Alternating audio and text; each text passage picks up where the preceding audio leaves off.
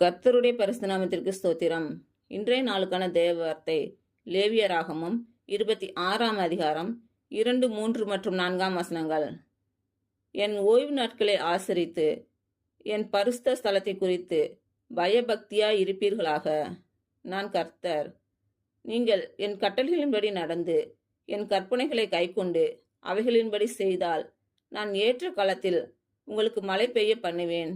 பூமி தன் பலனையும் வெளியிலுள்ள மரங்கள் தங்கள் கனிகளையும் கொடுக்கும். இன்று பிறந்த நாள் மற்றும் திருமண நாள் காணும் அனைவருக்கும் இயேசு கிறிஸ்து நாமத்தினாலே வாழ்த்துக்கள். கர்த்தர் உங்கள் பலவீனங்களை மாற்றி உங்களுக்கு பலத்தை கட்டளையிடுவாராக. கர்த்தர் உங்களையும் உங்கள் பிள்ளைகளையும் உங்கள் பிள்ளைகளின் பிள்ளைகளையும் ஆசீர்வதிப்பாராக.